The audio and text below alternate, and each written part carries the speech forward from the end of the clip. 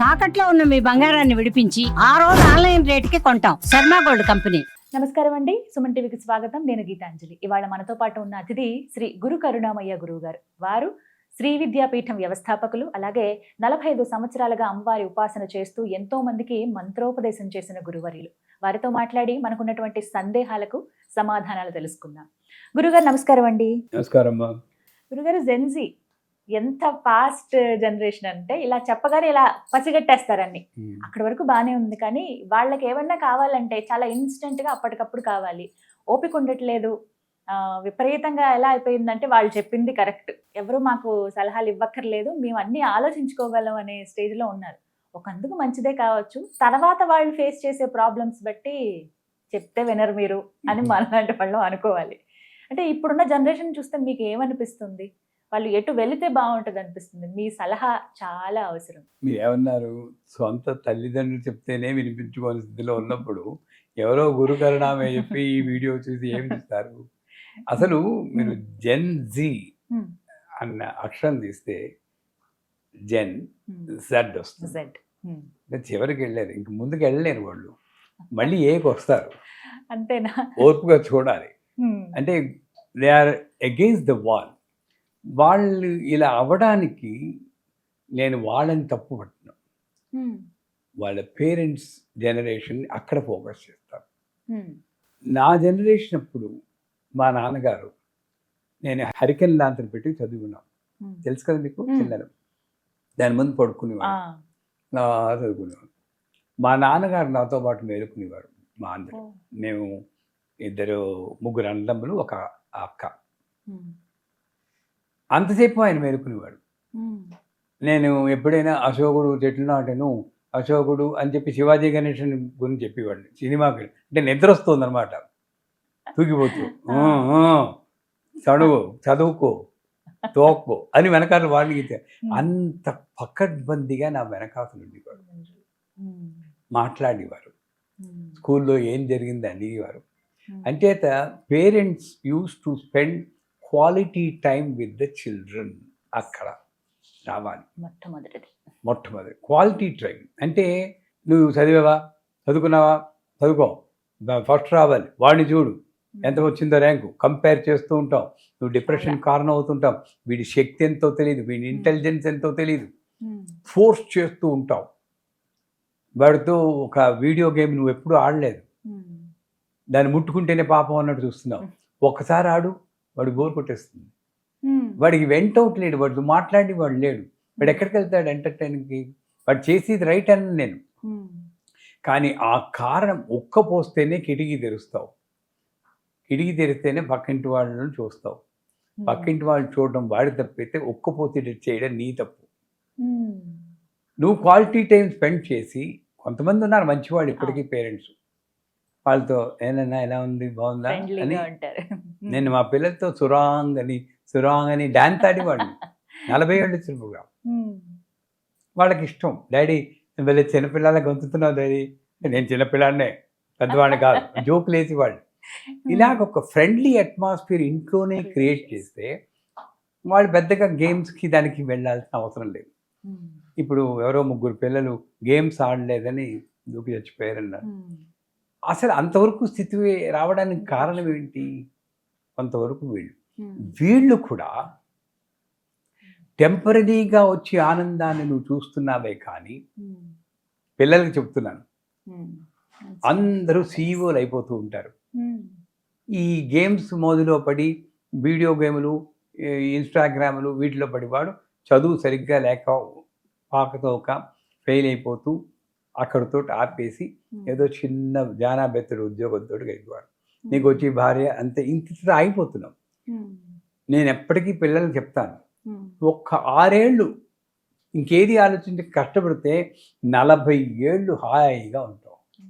నీకు 6 ఏళ్ళ సుఖం కావాలా, లేదా 40 ఏళ్ళ దుఃఖం కావాలా? నువ్వు ఆలోచించు. ఇక్కడ 6 ఏళ్ళు కష్టపడు. నువ్వు అందులో ఆశ్రమ ధర్మాలు ఉన్నావు.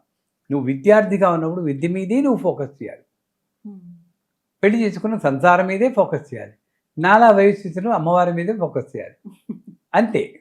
అది ధర్మం నెరవేర్చినప్పుడు నువ్వు బాగానే ఉంటుంది. అండ్ ఇంకోటి, మిమ్మల్ని దీంట్లోకి నెట్టి డబ్బులు సంపాదించుకుంటున్నారు వాళ్ళు. వీడియో గేమ్స్ వాళ్ళు ఆశ చూపిస్తుంది. ఆ, ఉద్రేకాన్ని ప్రేరేపించేటువంటి గేమ్స్ అన్ని పెట్టి వాళ్ళకి మన జీవితాలతో పని లేదు, వాళ్ళు ఆడుకుంటున్నారు. ఇది మనం తెలుసుకుని మనం ఆల్టర్నేట్ ఎంటర్టైన్మెంట్ మనం క్రియేట్ చేసుకోవాలి. చక్కగా పజిల్స్ చేసుకోవచ్చు. ఈ గేమ్స్లో ఇదే వెనకలే పజిల్స్ కొంచెం ఇంట్రెస్ట్ పెరుగుతుంది, నాలెడ్జ్ పెరుగుతుంది. Brain power. మా దేంట్లో స్క్రేబుల్ అని ఉండేది, వర్డ్స్ బిల్డింగ్ గేమ్, అలాంటిది ఆడుకోవచ్చు.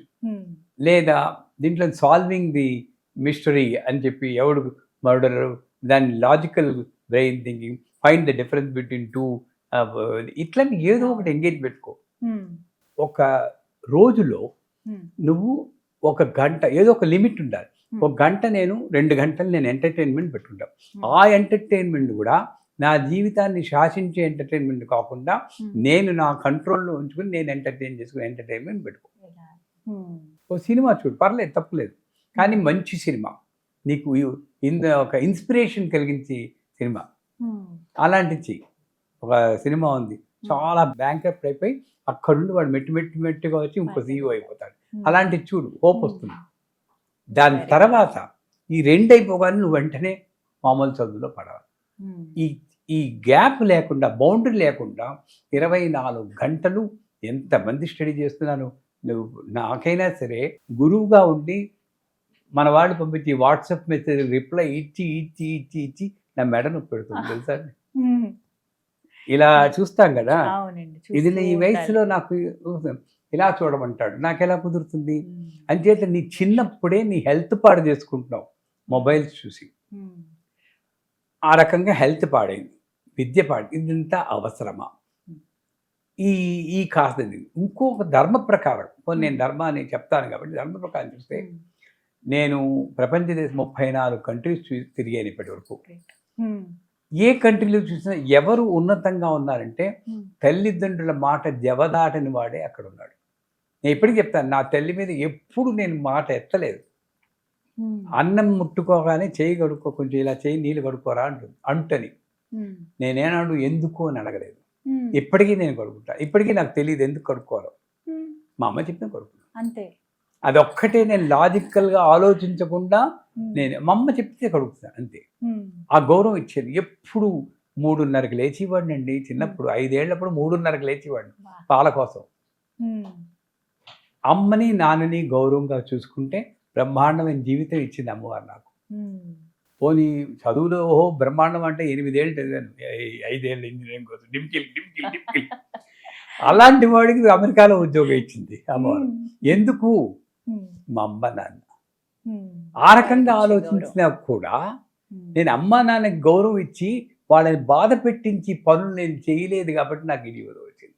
నన్ను ఎగ్జాంపుల్గా తీసుకునేనన్నా సరే వాళ్ళ అమ్మా నాన్నకి బాధ కలిగించి పనులు వాళ్ళు చేయడానికి వెళ్ళే. అందుకే రాముడు భరతుని తిడతాడు, కైకేయిని భరతుడు నిందిస్తుంటే తప్పు, ఆవిడ చేసింది నీకు అనవసరం, నీ తల్లిని నిందించకూడదు, మాట ఎదురు చెప్పకూడదు అన్నాడు. పెళ్ళయి కొత్తగా వస్తే అరణ్యానికి వెళ్ళమంటే మాట్లాడకుండా వెళ్ళిపోయాడు కనుక ఆయన రాముడు అయ్యాడు. ఒక వీడియో గేమ్ ఆపరా అంటే నువ్వు వెళ్ళలేవు, కోపం వచ్చేస్తుంది. తండ్రి మీద అరుస్తున్నావు, తల్లి మీద అరుస్తున్నావు.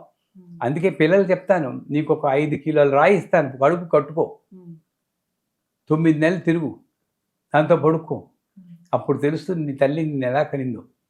నీకు ఇష్టమని ఇష్టం లేకపోయినా తింది తల్లి, నీకు పడదని ఇష్టం ఉన్నా మానేసింది తల్లి. అంత బరువు మోస్తే తల్లి మాట ఎదురు చెప్తావా నువ్వు? అసలు భవిష్యత్తు ఉంటుందా మనకి? ఆలోచించుకోవాలి. అప్పుడు చిన్న వీడియో గేమ్ కోసం, ఒక చిన్న ఏదో టెంపరీ ఎంటర్టైన్మెంట్ కోసం నీ జన్మనిచ్చిన తల్లిదండ్రులు మాత్రం నువ్వు దూరం చేసుకుంటే తర్వాత తెలుస్తుంది. అందుకే 3 రకాల మనుషులు ఉన్నారట. పెద్దవాళ్ళు చెప్తే విని నేర్చుకుని పాటించే వాళ్ళు ఒకళ్ళు, పెద్దవాళ్ళు చెప్పినా వినకుండా పాడు చేసుకున్న ఒకళ్ళు, అది సహజంగానే తెలివితేటలో సద్బుద్ధితో ప్రవర్తించే వాడు ఒకడు. ఇది ఉత్తమోత్తమ లక్షణం. అది ఉన్నా లేకపోయినా పెద్దవాళ్ళు చెప్పినప్పుడు వినాలి. వాళ్ళు ఎందుకు చెప్పారో ప్రతిదాన్ని ఆర్గ్యూ చేయకుండా, ఒక GPS చెప్తుందండి రోడ్డు ఇలా వెళ్ళమని, కాదు నేను ఇలా అంటే రీరూటింగ్ అంటుంది. దాన్ని చెప్పిన మాట వింటున్నావు, జీపీఎస్ మాట వింటున్నావు. అవును. నిన్నే మా వాళ్ళు అన్నారు, ఉమ్. నేను తిన్నగా వెళ్ళాలండి. నేను అన్నా జీపీఎస్ ఇలా చూపించింది. ఉమ్. ఏమండి తిన్నగా వెళ్తే ట్రాఫిక్ ఉంటుంది, అందుకే ఇలా ట్రాఫిక్ లేని చూపించింది, ఇది ఎక్కువైనా ఇలా వెళ్దాం అంటే వెళ్ళాం. నిజంగానే ట్రాఫిక్ లేకుండా వచ్చాం. ఆ జీపీఎస్ఏ తల్లిదండ్రులు. ఉమ్. నీకు వాళ్ళు చెప్పింది ఇప్పుడు తప్పుగా అనిపించినా వాళ్ళు తెలుసుకున్న వాళ్ళు, నీ జీవితాన్ని చూసిన వాళ్ళు, వాళ్ళకి మాట ఎదురు చెప్పకుండా నీ శరీరాన్ని, ఆరోగ్యాన్ని, విద్యని పాడు చేసి ఈ ఎంటర్టైన్మెంట్ మానేస్తే మంచి భవిష్యత్తు. ఉమ్. తల్లిదండ్రులు క్వాలిటీ టైం ఇవ్వాలి, అది ఫస్ట్. అక్కడే వాళ్ళది వాళ్ళ బాధ్యత. నేను ముందే చెప్పాను, అవును. వీళ్ళనేం చెప్పారు చెప్పట్లేదు, వాళ్ళ బాధ్యత ఉంది. ఉమ్. ఆ తండ్రి ఏమో ఆఫీసు, ప్రాజెక్ట్ రిలీజ్ అంటే ఈ అంటారు. రోజుల్లో తప్పట్లేదండి ఇద్దరం పని చేసుకోవటం, మేము రాత్రి ఎప్పుడో వస్తున్నాము పని ఎంతైనా చేసుకున్నాడని. రాత్రి వచ్చేటప్పుడు ఉమ్. ఒకసారి పలకరించండి. రాత్రి వస్తారు, ఏనా బాబు బాగున్నావా, ఏం జరిగింది, కాల్స్లో బాగానే జరిగిందా. ఉమ్.